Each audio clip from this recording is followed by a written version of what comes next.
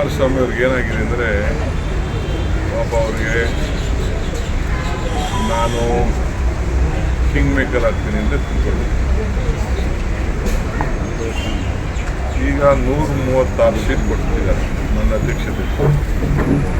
ಅವ್ರ ಅಧ್ಯಕ್ಷತೆಯಲ್ಲಿ 18 ಸೀಟ್ ಕೊಟ್ಟಿದ್ದಾರೆ. ಈಗ ವಸಿಕೊತಾ ಇದ್ದಾರೆ, ನಂಗೆ ಸಿಕ್ಕಿಲ್ವಲ್ಲ ಅಂತ.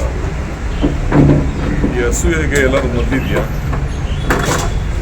ಜಲಸಿಗೂ ಮದ್ದಿಲ್ಲ, ಎಲ್ಲರೂ ಇಲ್ಲ.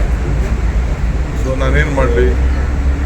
ಅವ್ರ ಮದ್ದು ಈಗ ಪಾಪ ಅವರು BJP ಜೊತೆ ನಮ್ಮ ಕೆಲ ಶಕ್ತಿ ಕಳ್ಕೊಂಡಿದ್ವಿ ಅಂತ BJP ಜೊತೆ ಸೇರ್ಕೊಂಡು ಅವ್ರು ಏನು ಬೇಕಾದ್ರೂ ಮಾತಾಡ್ಕೊಳ್ಳಿ, ರಾಜೀನಾಮೆ ಯಾರೋ ತಗೊಳ್ಳಿ, ಏನು ಬೇಕಾದ್ರೂ ಮಾಡಿ. ಪಾಪ ಅವನ ಆಸೆ ರಾಜೀನಾಮೆ ಕೊಡಬೇಕು ಅಂತ ಆಸೆ ಪಡೋರನ್ನ ನಾನು ತಪ್ಪು ತಗೋಕ್ಕಾಗ್ತಿಲ್ಲ. ನಾವು ಹೇಳಾಯ್ತು, ಇಷ್ಟೆಲ್ಲ ಪ್ರಕರಣದಲ್ಲಿ ಭಾಗಿಯಾಗಿರ್ತಕ್ಕಂಥದ್ದು ಗೊತ್ತಾದ ಮೇಲೂ ಅವ್ರನ್ನ ಮುಂದುವರಿಸಿರ್ತಕ್ಕಂಥದ್ದೇನಿದೆ, ಇದು ಈ ಸರ್ಕಾರ ತಪ್ಪಿತಸ್ಥರಿಗೆ ಇಂಥವ್ರಿಗೆ ರಕ್ಷಣೆ ಕೊಡ್ಲಿಕ್ಕೆ ಇರತಕ್ಕಂಥ ಸರ್ಕಾರ ಇದು. ಇವತ್ತು ಬಹಳ ನೇರವಾಗಿ ಇವರು ಏನು ಮಾಡಿದ್ದಾರೆ ಇದರಲ್ಲಿ ಅಂತಕ್ಕಂಥದ್ದು ಜಗಜ್ಜಾಹಿರ.